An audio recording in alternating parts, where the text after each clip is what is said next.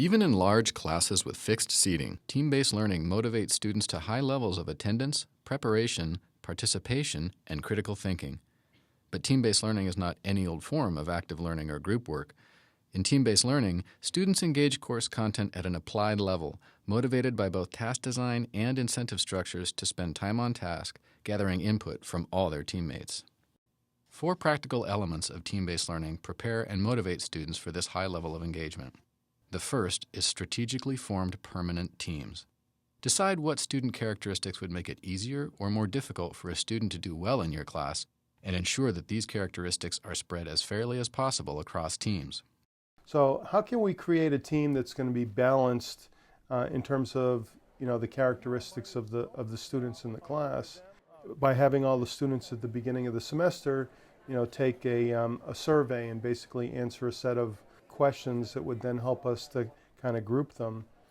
And so we built up a spreadsheet of teams that we could then assign the students to.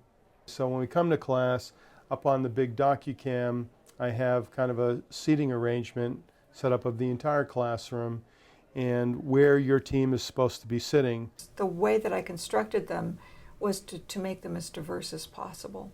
These teams are 6-7 members each, and these teams are permanent. So they don't shift. This is who you belong to, and you sink or swim, and I'm hoping swim together. Our group was really diverse. We had 3 seniors, 2 freshmen, everyone's a different major. No one knew each other going into it. When you come together, it's pretty interesting to see us all become like friends at the end of it. The second element of team-based learning is a sequence of activities that takes place at the beginning of each unit of the course. This sequence is called the Readiness Assurance process because it assures that students are ready to move forward into high-level application of the material. Having completed assigned readings, students first take an individual test over them. Then they take the exact same test again as a team, coming to consensus on their team answers. They get immediate feedback on their team tests, after which they can write appeals if they figure they can make a case for their answers which were marked as incorrect. To guide them, I've created a reading guide with some general questions and then some specific terms that I want them to look for. Having read the books and looked over the guide and reasonably comfortable, at least that they've read the information, they come into class the first day and they take a quiz, 20 points, multiple choice. Then, after they've done that, I put them in the groups. Each team retakes the same quiz, and they have a scratch-off. I distribute these scratch cards, and then I break the students into their groups, and they go through the questions as a group, and they decide what the answer should be, and then they scratch off what they think the answer should be. And if the answer is correct, then they see a little asterisk. I'm not scratching until I get approval from everyone. Okay, 34, we said A. Come on, A. That's wrong. So now we're going with D. How's it D? How'd you come in that? Because he signed the corrected judge. With the scratch-off thing, I actually liked the way that worked because you had to keep going until you got it right. And so you couldn't just miss it and say, oh, forget it, we didn't get it. You kind of had to, okay, well, if this isn't the case, now what? When I walk around, it is just astounding to hear these students arguing over fine points of Texas civil procedure. They point out to each other, well, this is what this rule says. Well, this comment in this rule says something else, and how do you put those together? And I've never heard anyone say, I told you it was B and you overrode what I said, or it's kind of remarkable in that way. I found it seems very collaborative and not competitive. I remember there's one guy who was really, really smart in our group, and there's one question where we all had the same answer and he had one different one. And I think we went through almost every answer except his, and at the end he was right. And it's just because he didn't speak up. Next time it got around, he made sure he's like, listen, I remember this. This happened because of this. I'm pretty sure this is right. We're like, I think we owe you one. So we trusted him. It was right, and that was the best part about it. So just kind of involving everyone. At the end of the readiness assurance process, If teams feel they can argue in support of any of their answers which were marked incorrect, they can generate written appeals, which must consist of a clear statement of argument, supported by specific evidence from the readings. If I wrote a question that's poorly worded, if it's ambiguous, they can rewrite it. If I just put the wrong answer, they can go into their book, write out this is the correct answer on this page, and they have to cite the evidence. They seem to work well together, and again, it's a real team spirit building exercise. The readiness assurance process is followed by a clarifying lecture in which the teacher can focus specifically upon what the team scores indicate the students have not yet grasped. The third element of team-based learning consists of application activities, in which students must make decisions to solve discipline-based problems, often using case studies, realistic data, or other specific examples of materials from your field. These activities work best when they incorporate 4 elements that all begin with the letter S. First, problems must be significant in the sense of demonstrating a concept's usefulness. Second, groups should be required to use course concepts to make a specific choice. For example, which procedure is best to implement in a given situation and why? Or from a certain article, what is the best piece of evidence in support of an argument and why? Third, all teams should work on the same problem, case, or question, so they will care about decisions other groups made and their rationales. Fourth, if possible, groups should report choices simultaneously, so differences in group conclusions can be explored immediately. This semester I taught one class with 345 students in it.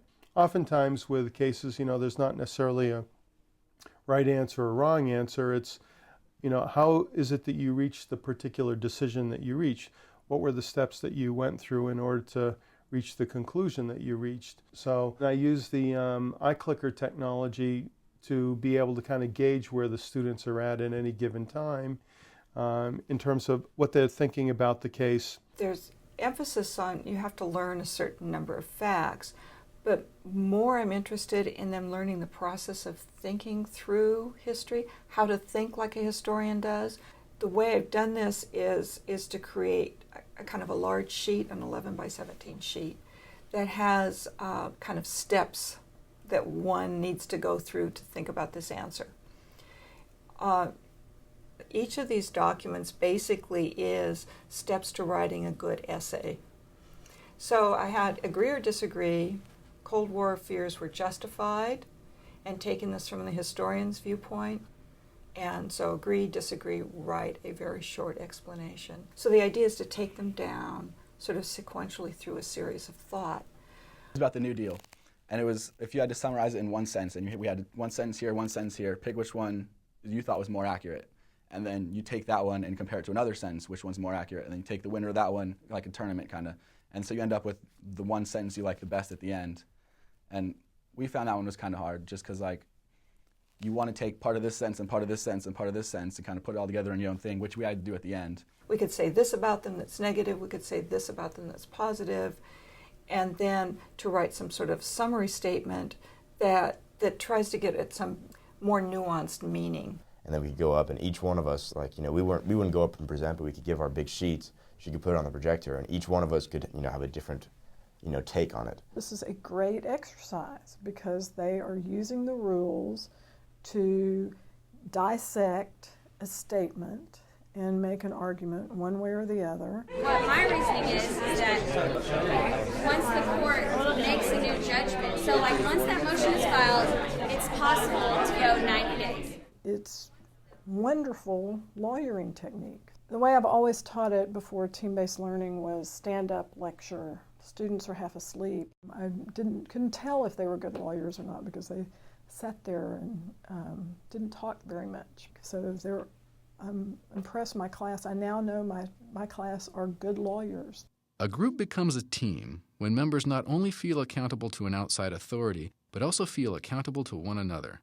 Therefore, the last element of team-based learning is student-to-student teammate feedback. Halfway through the term, and again at the end, students are required to give one another brief pieces of group participation feedback. In many cases, this takes the form of students expressing for each teammate one thing they appreciate and one thing they request.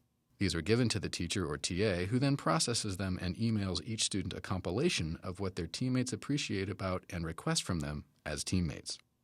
Lots of them said, what I request of you is keep up the good work. So that, that's nice in itself. Others of them, they said things like, you have such good ideas. I wish you'd come to class more. One student I remember, people said, you contribute so much to this group, but you have a negative attitude. And every single person on the team said, but you have a negative attitude. These are things I can't tell students. I can't walk up to a student and say, clean up that attitude. And it just doesn't work. The professorial role is an extension of the parental role in a way. And I think it tends to incite a kind of rebelliousness, or it can't help but do that. And it seems to me that when another student tells another student, you need to come to class more, it's more of on a friendly basis, I think, more like a brother, or if you want to use the family model, more like a brother or a sister than a parent. With the 4 essential elements of strategically formed permanent teams, readiness assurance, well-designed application activities, and peer evaluations in place, you will be ready to encounter more motivated, engaged, collaborative critical thinkers in your classroom than you may have thought possible. I do know in the past, when I didn't use the team-based learning, students didn't like working in groups, or a lot of them didn't. They would say, I don't like hearing from my classmates. I want to hear from the professor. And I don't get that feedback anymore, so that's huge. It forces you to work that hard. It forces you to put in the effort, where every day you're going to be there, every day you're going to be ready, and every day you're going to be prepared, because people are relying on you to be prepared and be there. They're learning more. I'm learning more. I know more about what they understand and what they don't understand. I had a lecture class last semester, and I had this team-based learning class this semester, and I thought this class was 10 times better than the last one. I felt like I learned more, came to class more, read more, everything, I mean, it's enjoyable. It really made history. I really am not a big fan of history at all, but I really enjoyed this class.